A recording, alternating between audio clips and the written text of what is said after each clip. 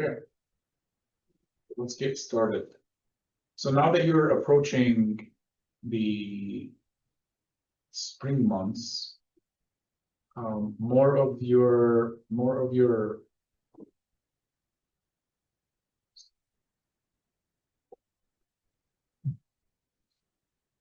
now that we're approaching the spring months, there's a ton of ways to go about lead generation. Actually, if you go and read more online, you'll start finding out like you could be doing so many things. And this class isn't to take away from you what you're currently doing. This class, bless you. This class is more or less, if you're not doing that stuff, you could probably add to it, add doing some of these stuff. If you're not doing anything at all, it's just would be a good start.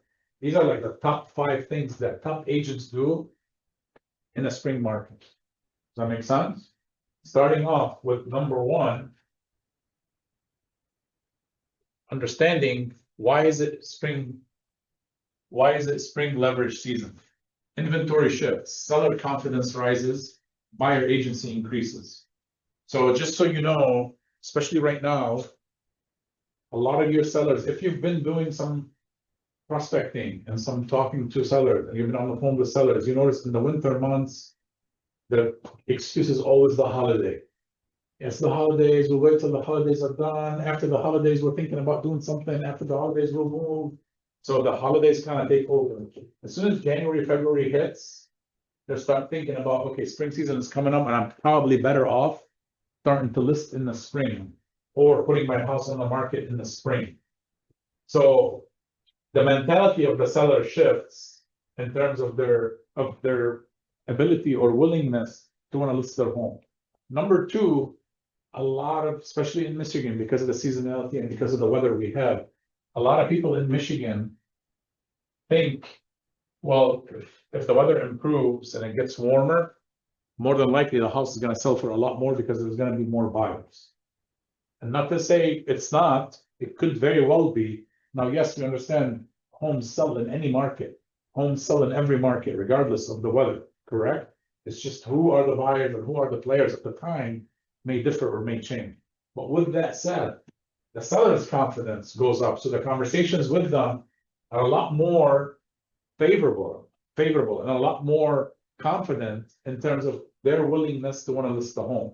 So that's why it's important that we line ourselves up into talking about this.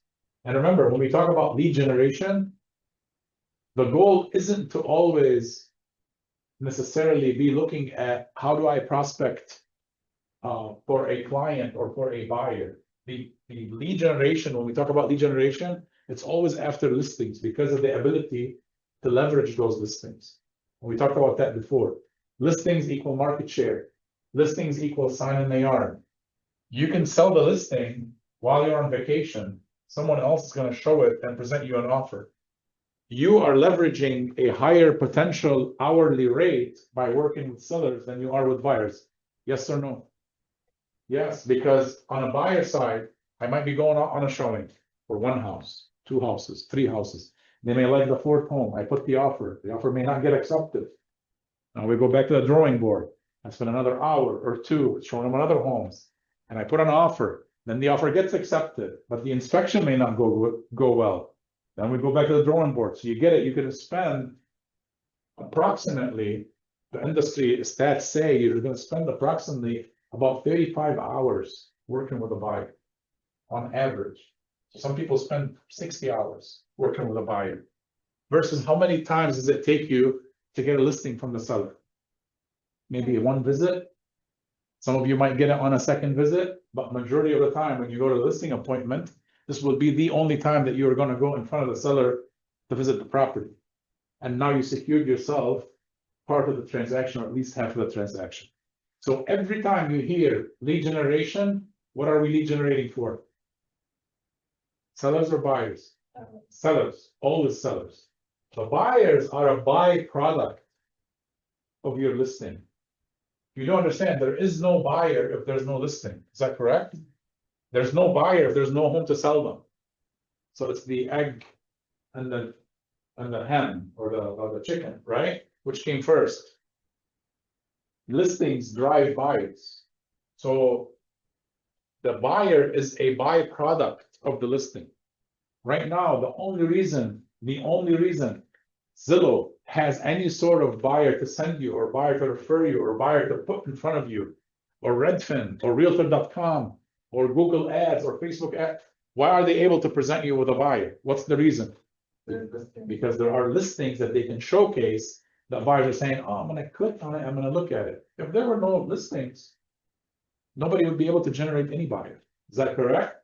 So when we talk about prospecting, we always want to talk about seller prospecting, and we understand that our buyer transactions are going to come because of the listings that we earn, or because of the listing that someone else has. Okay.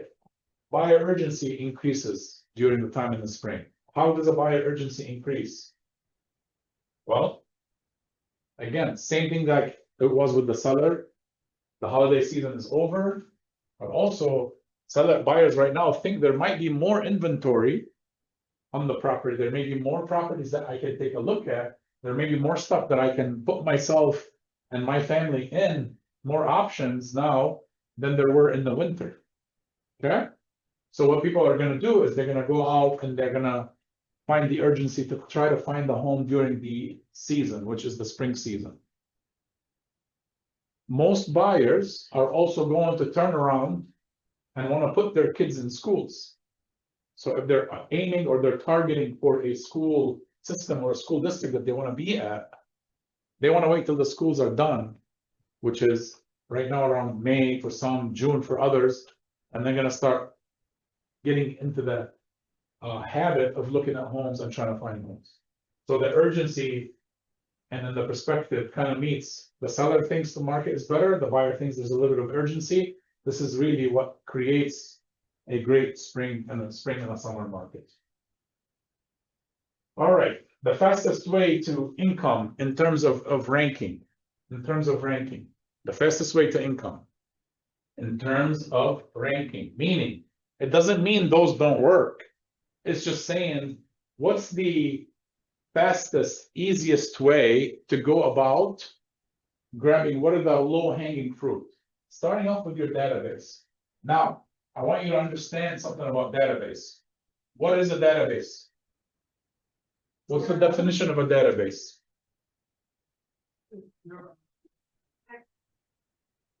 Contacts in your database. What's the definition of a contact? When you have a connection with? Someone you have a connection with. When in real estate, what type of connection are we talking? Everybody that you make contact with, whether it's personal or those that you network.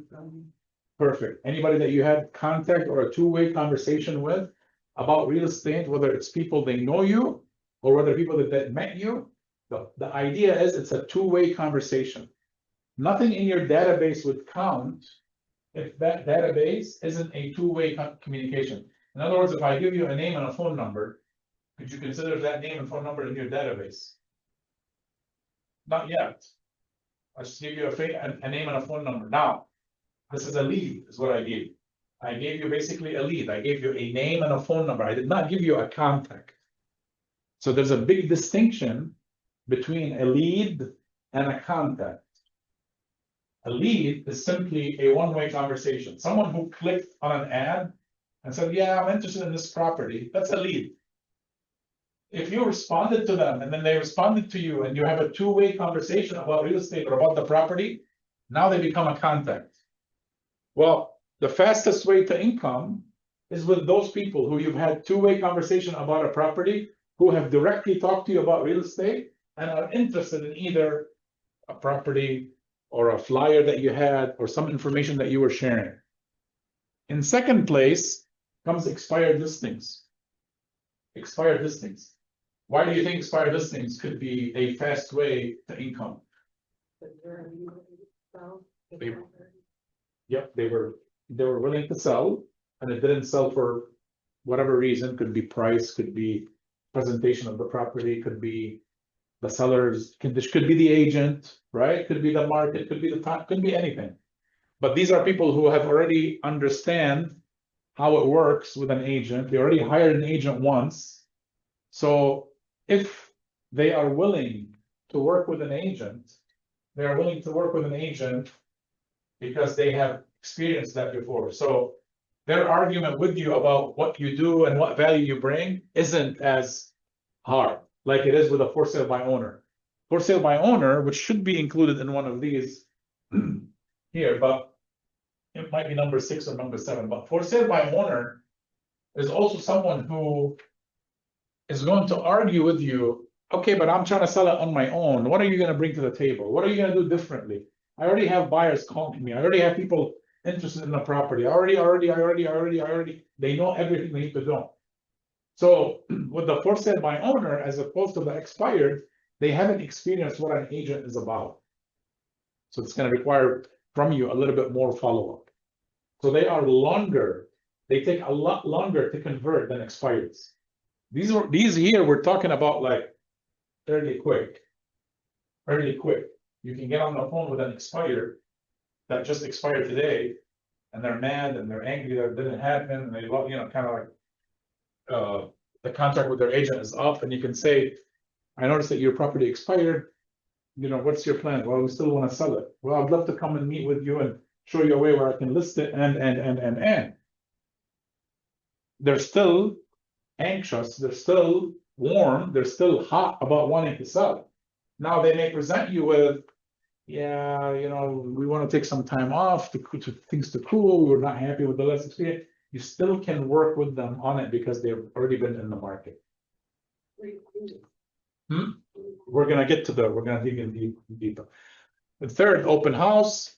The fourth one, listing prospecting. And we'll talk about how do you prospect for listing, or where do you go to listing prospecting, and then geographical farming in fifth place. And we'll talk about all those. So starting with our database, why it converts fastest. Warm trust, low cost, high repeat referral rate. Those people that are in your database that know what you do and you've had a two-way conversation with tend to be the warmest, most trustworthy about the process than a cold call. Simple as that. These are people who know you, like you, and hopefully are going to be trusting you enough to say, you know what, we met Noor, we like Noor, we know Noor, we like Noor, and we trust Noor because she helped us before, or she came highly referred from Geneva, who Geneva was helped by so and so, and we have no reason not to trust that she will do a good job for us as well. So she comes in highly referred. Those are low cost and require the least amount of selling, the least amount of time in selling them. And on top of it, they are great high repeat and high referral business. What is my 90-day action plan for those guys? What is my 90-day action plan for those people? If you decide that you want to go after your database, weeks 1 to 4, which is the first 4 weeks, I'd like you to have 20 conversations daily. And those conversations with those people, we use the Ford method. Anybody familiar with the Ford method? Ford. Your family. What does O stand for? Occupation. Occupation, relationship. recreation, yep. And then D, desires or drive, right? So I run the Ford conversation and I run it in a sandwich style.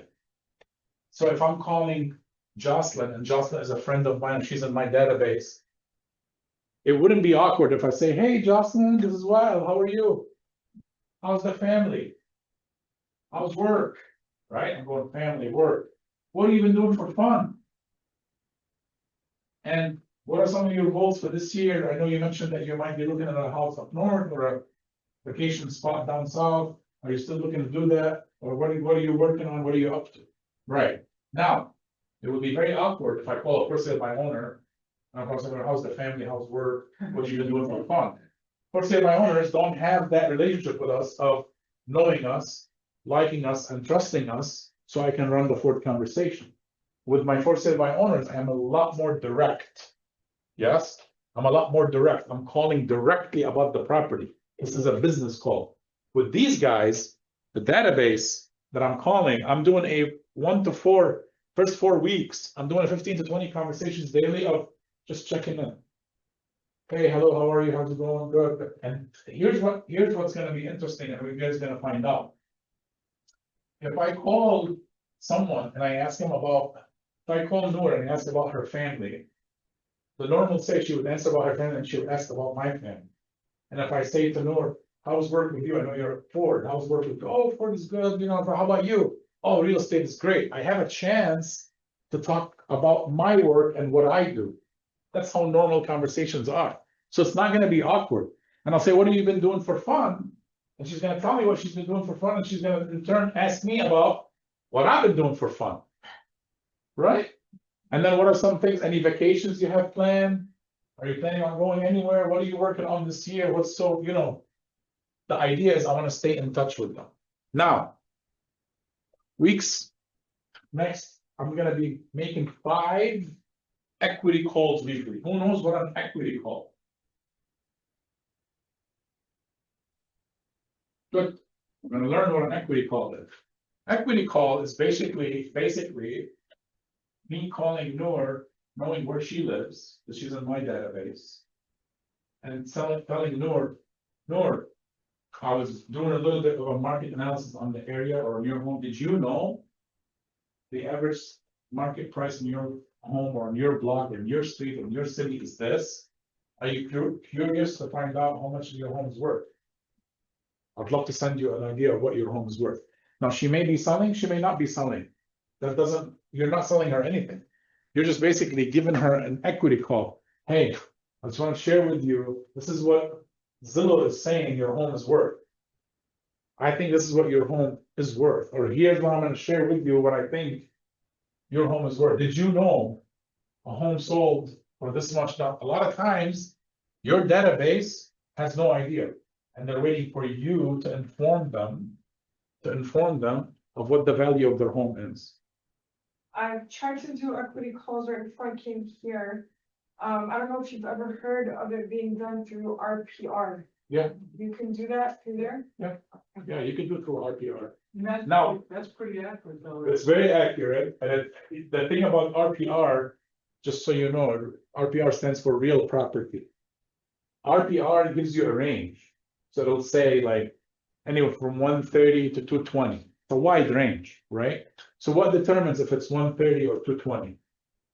Condition, updates, size, you know, so on and so forth. So even though you're giving them a 120 to 230, if the follow-up is, well, yeah, I'd like to know, I haven't seen the home, but I'd love to come by, take a look at it, and I can produce for you a pretty accurate value.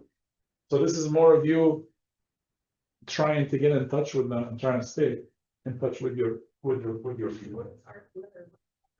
It's through real comp. Yeah, if you click on real comp, there's a, just like you have sky slope and showing time and all that, there's an RPR. Yeah. Or even like under the property listing on the MLS, you see how it says view docs or showing time, those little apps right under the picture? Yeah. And if, when you start to get used to seeing that, you'll see RPR is literally on the left-hand corner of it. It's very tiny. Yeah. And on Real Comp as well, you can go on Real Comp and actually listen to, on Real Comp, you can have those classes that'll teach about like RPR, how RPR works and how you can get research those through. All right. Week 9 to 12. So this is a 90-day, like I said, it's a 90-day action plan, and you can rotate it. You can rotate it. At one point, I'm going to call and say, Jocelyn, hi, this is Wael. Jocelyn, I set a goal for myself this year to close. Don't use the word close. I set a goal for myself this year to help X amount of families move into a home. So I'm calling on the people I know, I trust, and I like, to share with them this goal and see if you or anyone you know might be interested in buying a home in the next 6 months. Jocelyn, what's Jocelyn going to tell me?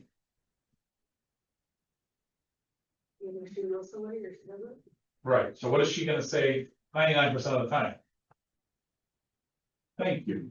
99% of the time she's going to say, oh my God, of course, I'd love to help. I just can't think of anybody right now. No problem. But I'll keep you in mind.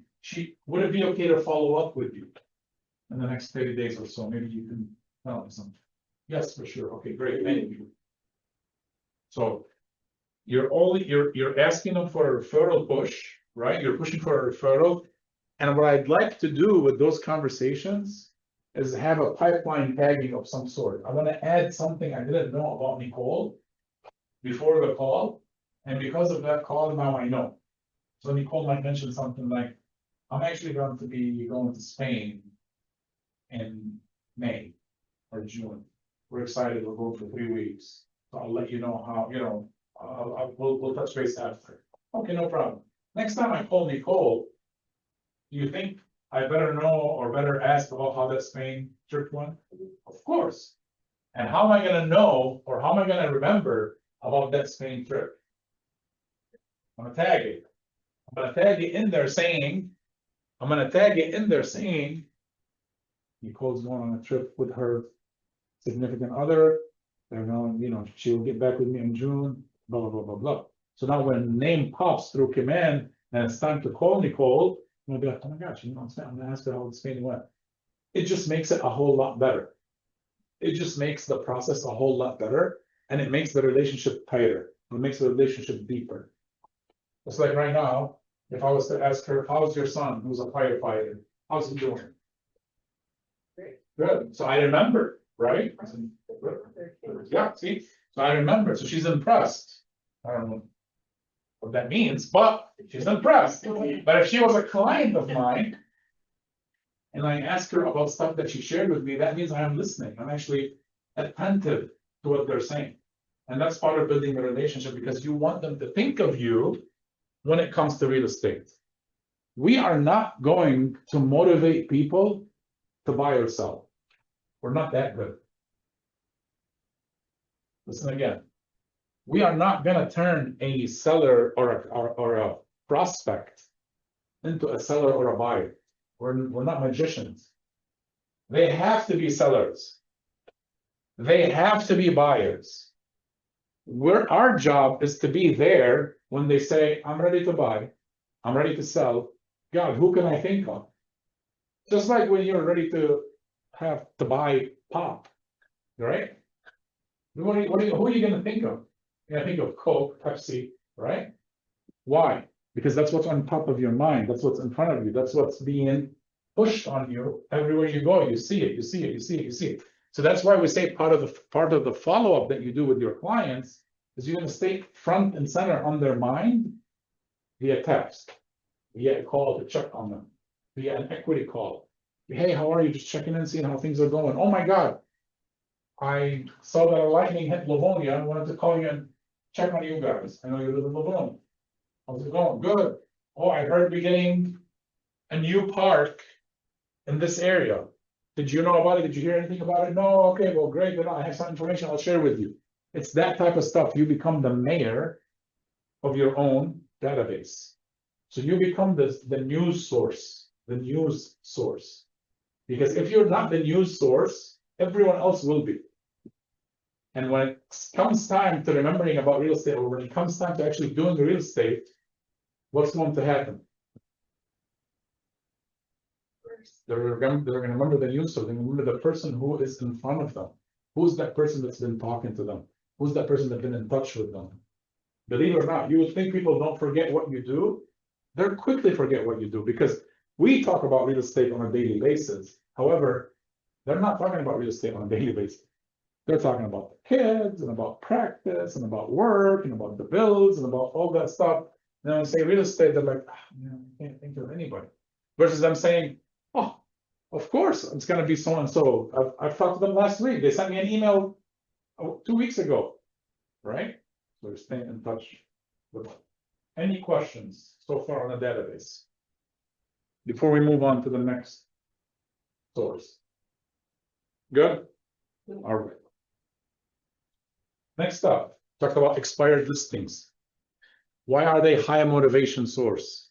One, they already tried to sell, meaning they already made a decision that they were going to sell. These are people who are Sorry. yeah. These are already tried to sell. They're emotionally ready, right? They've already had a sign in front of the house. They already had someone come and take pictures. They've already had showings, they've already had people come in and ask about the, inquire about the home. Emotionally, they're ready to sell.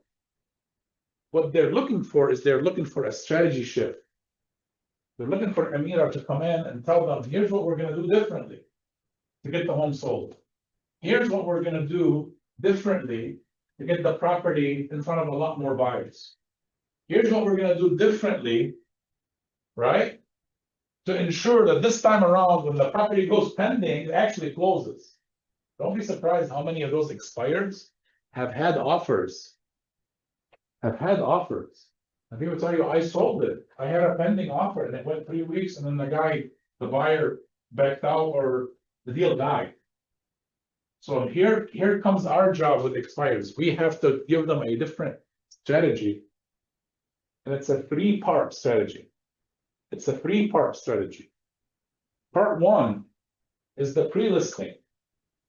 What are we gonna do differently in the pre-listing process before we get the house on the market that the other agent didn't do, that would be effective for them to sell the property for the highest amount of money in the shortest amount of time possible with the least amount of problem? What's the goal of every seller? Highest amount of money possible in the shortest amount of time possible with little to no problem. That's what every seller wants. I don't care if they're selling $100,000 home or if they're selling $1 million home. Every seller wants the most amount of money in the shortest amount of time possible with the least amount of problem. So what can I do prior to listing, which is stage 1 or phase 1 of the listing process? What can I do differently than what they did before in order to get the property ready so it can sell for the most amount of time, most amount of money in the shortest amount of time with the least amount of headache? It might be decluttering the property, right? It might be landscaping. It might be cleaning the outside. It might be doing some fixing to the property, either on the inside before hitting it on the market, right?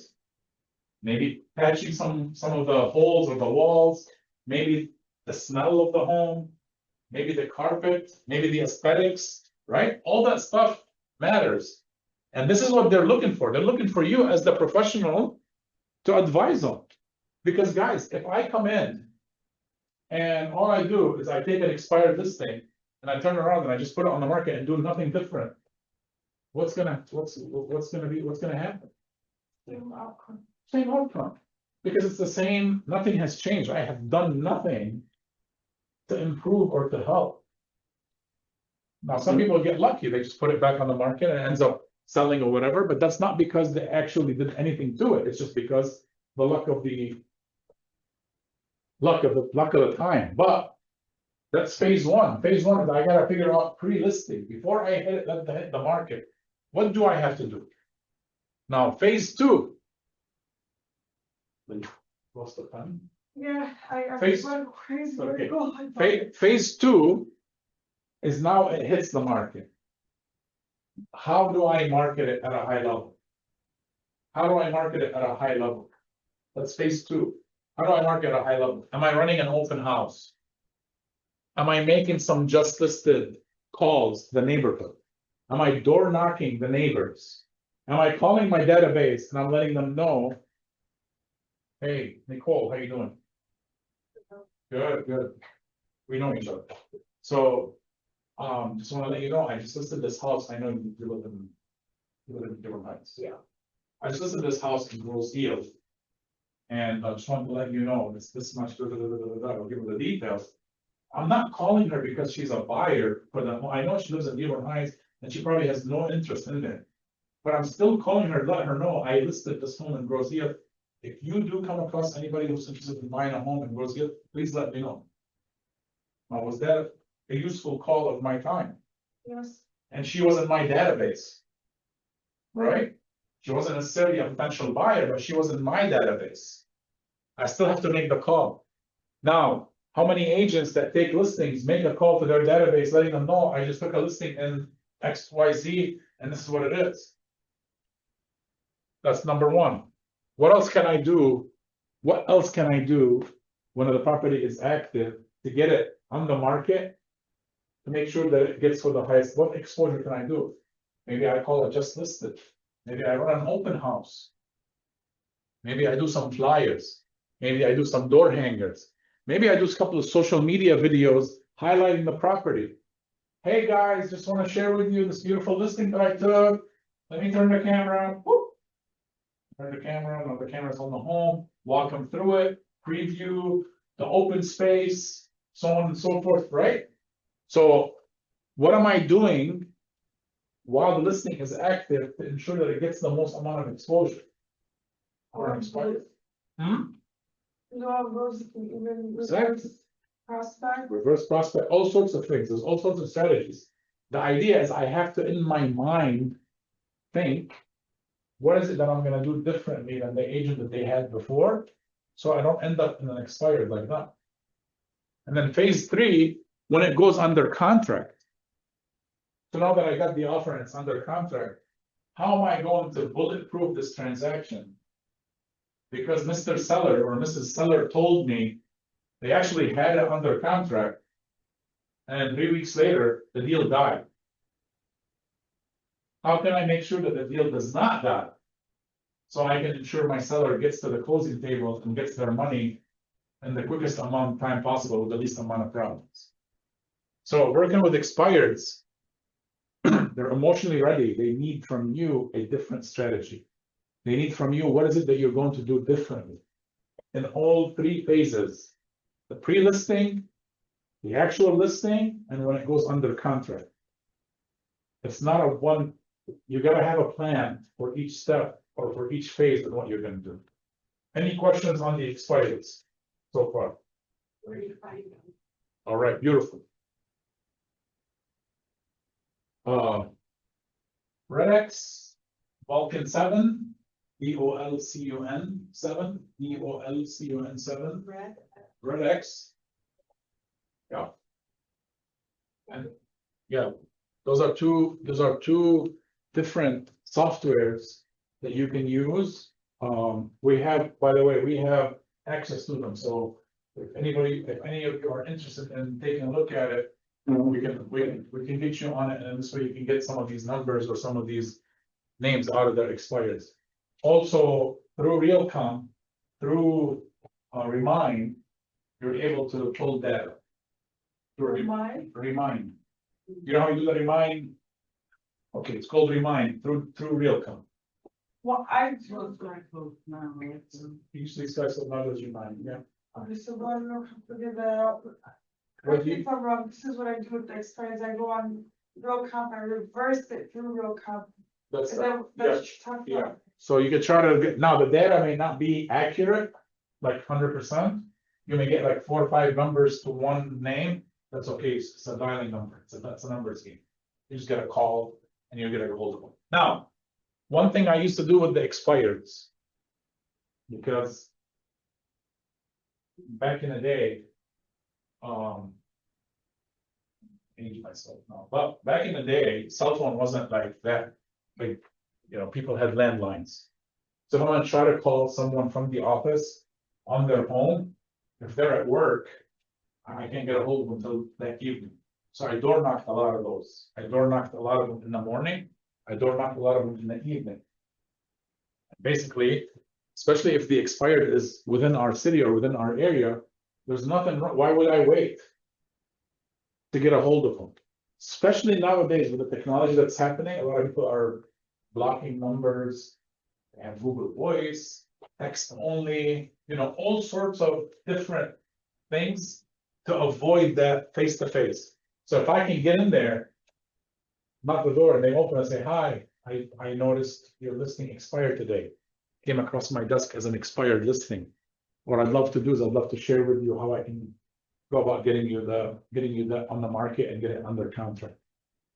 Basically applying for the job.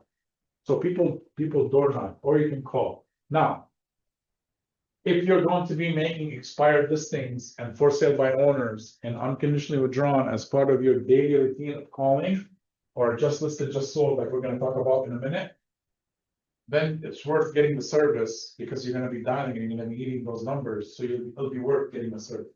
If it's a one-off, door knocking works. Going to the property works.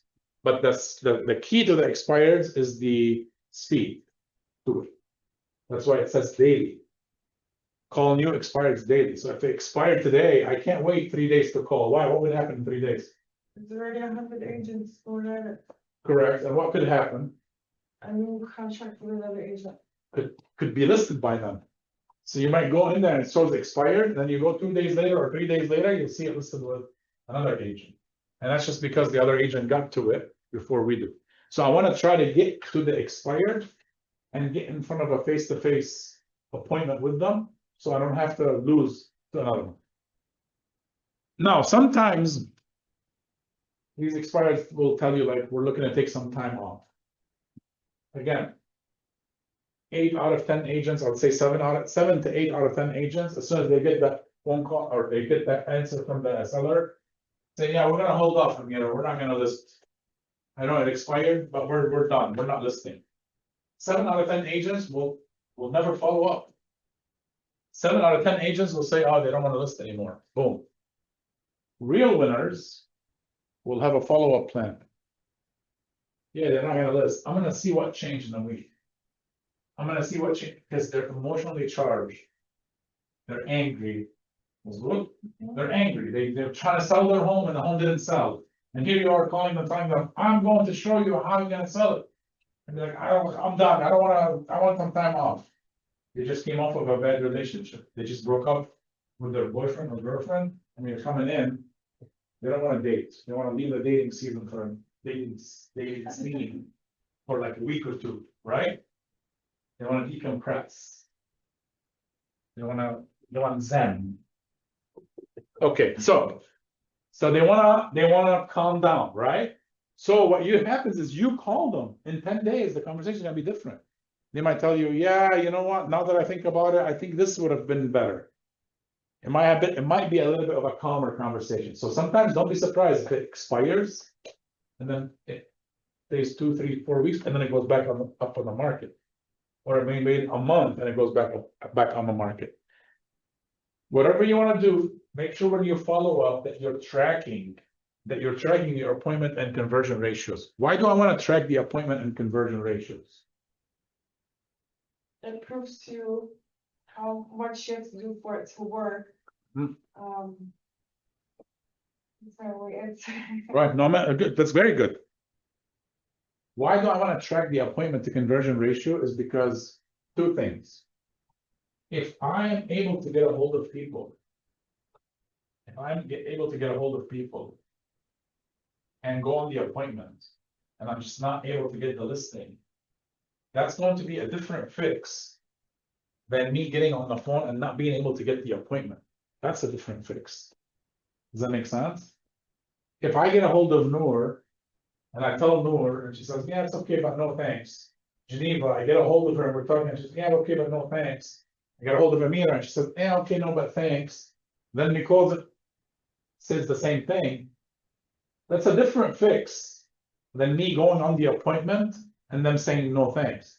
So that's probably, I gotta work on something in my script to allow me to book the appointment. Now, some people have that down pat. They're great on the appointment, meaning they call each and every single one of you and they get on the appointment, but when they're on the appointment, they're not getting the listing. That requires a different fix. That requires a listing presentation fix. Does that make sense? But I'm not going to be able to know until I track it. I also, on the expireds, I want to track what's working in terms of the appointment. Was it the phone call? Or was it the door knock? Or was it the door hanger? Or was it the flyer? What was it that worked that triggered them to connect with me? Or was it a text message? Some people you might call them, by the way. You might call some people and they may not answer you, but then they text you, who's this? Happens all the time. And they could say, who's this? And they may engage in a conversation. But I'm not gonna know if text is gonna work or call is gonna work until I track it. Does that make sense? Any questions so far? Third one, open house, face-to-face, big advantage. Open house gives you a big advantage, which is the face-to-face. You are in front of a lot more people that you are on the phone trying to get in front of, that you're gonna see at the open house. And open houses always been good and they continue to be good. Spring traffic increases, again, buyer urgency increases and the neighbors become curious and it's just gonna make you meet more people. Now, there's levels to open houses. We're teaching an open house class this month, Subhi and night. So you guys should attend and kind of learn about the open house. But there are levels to open house. From 1 to 7. Right? And what differentiates a mega open house from a regular open house is really the homework that you do and the preparation that you do for the open house. There are people that go on an open house and have 40, 50, 60 people come in through the open house. And there are people that go on the open house and say, I had 1 person come in or 2 people come in. And what you're gonna find out is when you look at what they've done to promote the open house, totally different. The person who had 2 people or 3 people walk at the open house probably did not promote it as high and as efficient and as effective as the person who had 40, 45 people. But there are different levels of the open house, and we can teach that in the open house class, right? I'll leave you with this story, why open houses are effective. There are people who don't know anybody, believe it or not. Or they may move to an area where they don't know anybody. They have no family, they have no friends, they just landed in an area where they literally don't know anyone. Okay? Open houses helps you start getting to know people, start building your database, start building potential buyers and potential sellers, and start meeting homeowners. Because also the neighbors have curiosity around the home that you're listing, because they have a home and they want to see, Noor listed it for 300,000 and I have a pretty similar home. I want to see if it's better, not better, why is hers 300 and what would mine be worth?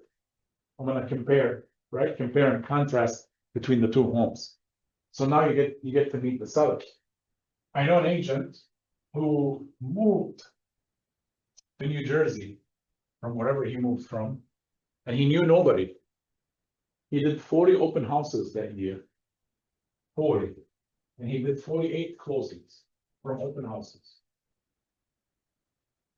And his first open house wasn't good at all, but his number 48 open house was fantastic. Why? Because every time he did an open house, he was improving. Okay, next time I'm gonna do this. Next time I'm not gonna do this, I'm gonna do this instead. On this next open house, I learned from the prior open house what to do well. I'm gonna double down on it.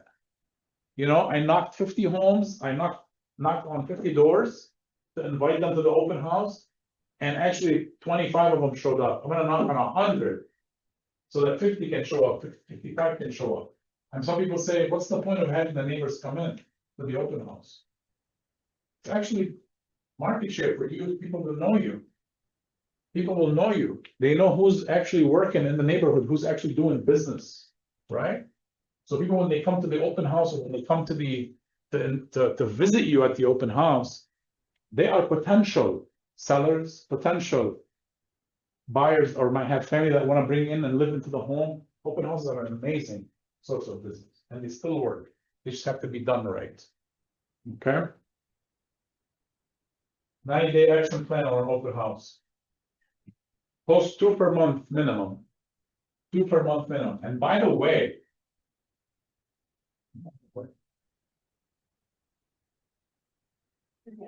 the two open houses that you host per month don't have to be on 2 different weekends.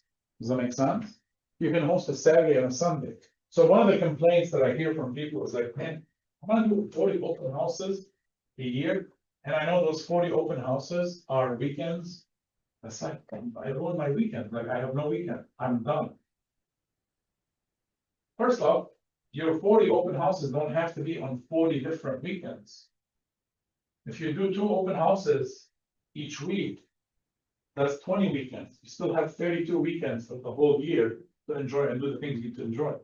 But also, there's nothing wrong in holding an open house on a Friday after hours. There's nothing wrong in holding an open house on a Tuesday or a Thursday after hours. People do it all the time. You actually will get people who cannot come on the weekend to come during the week. I've been to open house on a Friday from 5 to 8 or 6 to 8, especially in the summer. I'm sure you've seen in the chat, and I've put out there quite a few times that I'm interested in taking anybody who's like open Open house. house. Yeah. How, Now it's gonna happen because of the weather. It's, oh yeah, okay, I mean, in the winter, it's not as, it gets Yeah. dark early. One, it gets dark early and people don't want to I track. think that's where I want to be. That's right. Open Yeah. house. Yeah, it'll happen. In the spring, it'll happen. Just keep at it. It's again, it's just like everything else.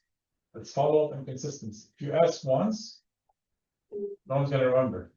But if you ask all the time, Mhm. people are gonna remember. So just keep asking. On there, it says pre-call 50 neighbors. You're pre-calling them, letting them know, hey, we're holding this house open. We'd love for you to come see it. As a matter of fact, you can come and invite someone with you, or if you have someone who might be interested in the home, please have them come by and take a look at it. Would love to host them or help them. You also have to have a 24-hour follow-up system of some type, and we'll teach that in the open house. But you can't get people into the open house and forget about them. Someone comes in, takes a look at the home, and they say, oh, beautiful, lovely home. We need a little bit bigger yard. Or we need one more room, one more bedroom. I know it's a 3-bedroom, would like a 4-bedroom, Or only if the bedrooms were a little bit bigger. These are people who are saying, yes, I'm willing to work with you, or I'm willing to buy a home, only if you find me the right home. Now, what do people do in an open house, or they don't do well in an open house, is they don't follow up. They don't follow. They get the names, they call once, people don't answer, it's done. They throw the sign-in sheet into the garbage. That sign-in sheet gotta go back into your command. And you gotta follow up, and you gotta call, and every time you call, you're gonna learn something new about them. What would be a good email for me to email you if a property comes up? Okay, great. Remind me again, what cities were you interested in? Curious, why that city? Is there a particular school system that you're looking for? I wanna learn more about them, so that when they think about buying or selling, they think of me. The whole idea is to deepen the relationship. That's all you're trying to do. Listing-based prospecting inventory multiplier. This one here is what we talk about when we talk about they just listed or just sold. This is your geographic geo-calling. You're calling your just listed or just sold. That's also another way of you to create buzz, leverage, coming soon buzz, multiply each listing. This is another way for you to promote your listing, but also to get to know the neighbors. So in a just listed scenario, I just listed the home for sale. Or I might not be the one who just listed it for sale. The home might have gotten listed for sale by agent A, right? I'm calling the neighbors, letting them know, hi, a home got listed. I'm not necessarily saying I listed the home if I didn't list it. It's okay. A home got listed down the street from you on 1234 street so and so. It's a 3-bedroom bungalow. Asking price is 179.9. We're calling to find out if you or anyone you know is interested in buying it. Again, what could be the answer? Nope, not interested. Okay. Thank you very much. We're also holding it open this Saturday. Would love for you to come check it out. This is for the just listed. Just sold. You can call on a just sold. Someone just sold a listing in that neighborhood. Hi, Geneva. Calling to let you know the home 1234 street just sold for 250,000. That home created so much buzz that unfortunately only one of the 7 people that were interested in the home ended up getting it. So that left us with 6 buyers who, if a home like that same one gets listed, they'll be willing to buy. So I'm calling to find out if you or anyone you know is interested in selling their home. So if you're not, you're listing, you're creating a buzz about it, you're not listing. Doesn't have to be your listing. Doesn't have to be a property you sold. you can call 50 homes around any property that either just got listed or just sold. And the conversation with them is you're just giving them the information. And you're looking to find out if they know someone who's interested in listing. Or if they know someone who's interested in buying that property. Does that make sense? So on the just listed, I'm calling to let you know that a home down the street from you. Remember, when you're calling the neighbors, and where do you live? What street? McKinley, so Lincoln and Roosevelt, right? Lincoln, Roosevelt, Pardee. You're familiar with those streets. So someone says, a home got listed on 1, 2, 3, 4, or 3, 4, 5, 2 Lincoln. You're gonna be like, oh, that's right here. So you're attentive to it, it's not random. And now you're gonna start thinking about your home. How do you get this over? Through the same thing, through Redex, through the Mine, the same geo, the same ones I mentioned to you. Yes, You know how you do like mail order and things like that?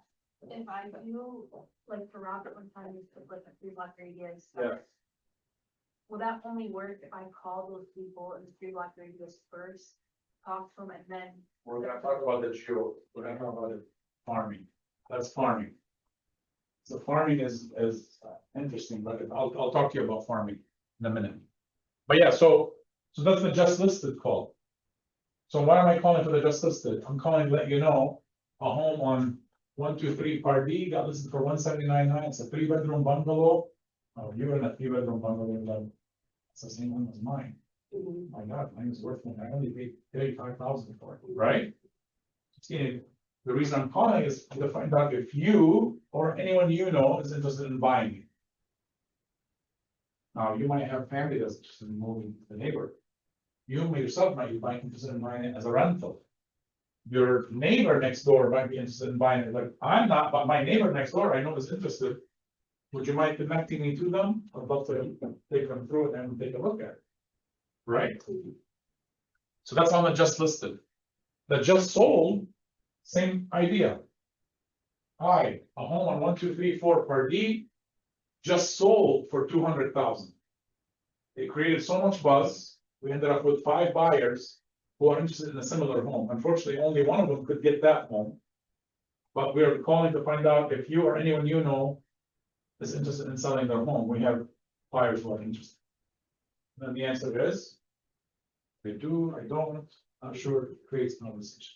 Is it okay to follow up with you in a couple of weeks? Sure, thank you. It's a numbers game. You might call 50 people and 45 may say no, no, no, no, no, and then you get these 5 that you're gonna have great conversations with. And those 5, one of them might be themselves interested, one of them might be looking to bring their family in, someone might introduce you to somebody, right? You're gonna have 5 contacts easily from that 50 that you call. And that's what it's all about. It's all about building that database and building that lead gen.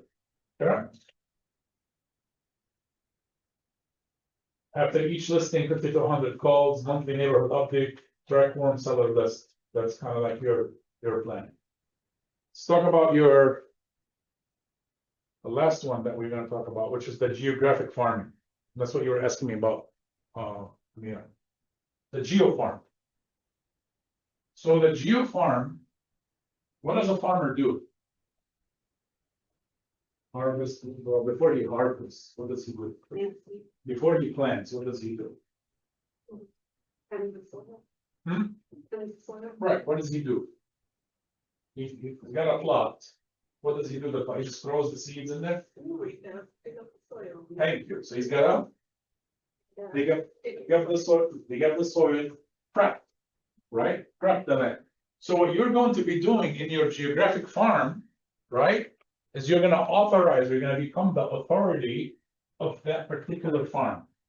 Meaning you're going to know everything about that farm. But for me to know everything about that farm, I got to dig and get information. Is that correct? So I pick up 200 homes and I try to get to know these 200 people.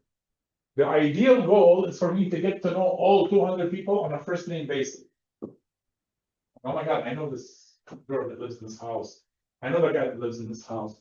I've talked to this person that lives in this house, can you imagine if you're there, and they know you're a real. And I know this person that talked to this house, and I know this person, takes a while, it takes time. But it's not impossible. That's what people do when they geographically farm. But for example, if you were to take your neighborhood. And you get to know 30 people on this side, 30 people on this side, 60 people across. Now you're at 120. And if you know the same 120 on the back, now you know 240 people. And I'm talking about knowing them. Not, yeah, they got a mailer from me, but I really don't know if they received it, I haven't had a conversation with them. I'm talking about knowing them. And the way you go about knowing them is the mailers is part of it, but then the follow-up call to these 200 homes, the door knocks to these 200 homes, walking the dog and getting to meet the neighbors, creating that walking club that we talked about, and grouping these people into the walking club and now getting to know them. That's how you're gonna get to know 200 people. You're gonna become the real estate gal of the neighborhood. So when they think about buying a something, close to her, she's the real, she lives right there, that's a real. She lives right there, that's the real. Anita lives right there, that's the real. Right? That's what you want them to become. But you have to become the authority on the neighborhood. Meaning, if a home gets listed in the neighborhood, you better know what it's about. What it looks like. What are the features? What are the asking price? If a home is selling in the neighborhood or sold in the neighborhood, you better have the information. If something is coming up to the neighborhood in terms of repairs, in terms of forest, in terms of fire department, police station, school information, you gotta get involved. You wanna become the mayor of that 200 home. I have been picking up and getting involved for that reason. Was it? I've been a pretty involved person my whole life, but I've Yes. been picking up on it. Yes. Beautiful.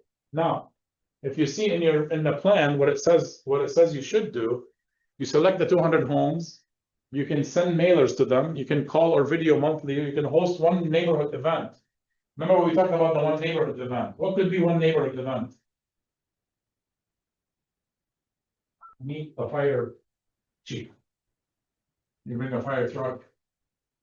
Or you bring a police car, let the kids come, you may have ice cream. Shot, you may have bungee jumping, you may have all sorts of events, a block party. Right? And you're inviting the 200 homes to come out. And what's the goal? Is for me to meet them. And for them to meet me. And for them to get to know me. And that's how you build the relationship. And that's how you start getting deeper into the relationship where it's just not hi. Oh, Nicole, hey, how you doing? Good. Oh, hey, hi, I'm pretty good. It gets more into what's going on, what's new this year, what are we gonna do? And then people start connecting with you on a higher level. That's your geofarming. Mailers alone are not enough, and phone calls alone are not enough. They're gonna go hand in hand. And by the way, the geofarming that you're gonna be doing is not going to be a one time. There are people who geofarm for years. It's like if you were a farmer across the plant, next year he's gonna plant again, so on and so forth. And that's how the soil gets stronger. But if you plant one time and you throw the seeds without watering them, what's gonna happen? They're gonna die. You're not gonna get any crops to harvest, right? So same thing. The mailers I can throw in there, but I gotta water them with love and care, and I gotta water them with a hello, and I gotta water them with door knocking, I gotta water them with an event. So I gotta take care of them, and then I gotta clean my data too. So in other words, if weeds are out there, I gotta clean the weeds. So if someone moved out or the number is not correct, I gotta clean my database. I gotta make my database cleaner. So that's the type of thing that you would do with your geofarming. And that works as well. Now, if 200 names is a lot, and it's not cost effective, time effective, drop it to 50. Then you can always add. So even if you start knowing 30 people, and that's your core group, then those 30 can invite another 30. Now you have 60. Now your 60 can invite another 60 because it's easy if we're neighbors. So picture we're neighbors. I will know Nicole, she's my next door neighbor. Nicole knows you a lot better than I do because we're 2 doors from each other, right? And I imagine you would know your neighbor to your left a lot better than I would, just because of proximity. So it's gonna take the neighbor to introduce the neighbor, You're gonna get the oddball, you're gonna get the one that's not gonna participate, it's not gonna do anything. It's okay. We move on. We're not going to be friendly with everybody. But it's a numbers game. We're gonna be friendly with the majority of it. Does that make sense? All right. Now. Database, like we talked about, it's immediate, very high ROI. The database is immediate and it's a very high ROI. Your expired is 1 to 4 weeks, and it's a high ROI. Open houses, 2 to 6 weeks, medium to high. Listing prospecting, 30 to 60 days. You notice everything takes time. Everything takes time, but it's about sticking with it, and it's about doing it and consistently doing it. Now, the execution plan or the decision is let's pick one source, pick one, and do it for the 90 days. Or I know you're high-level people, so let's pick 2 and do them for 90 days and see how that goes. And then follow up with the other one. But it's very important that we commit to it and that we track the results. So not only am I going to commit to the activity, I also want to track my results. What's working? What's not working? How can I improve it? How can I not improve? What could I do differently? What's the one thing I can stop doing that I can improve on by doing something else? And so on and so forth.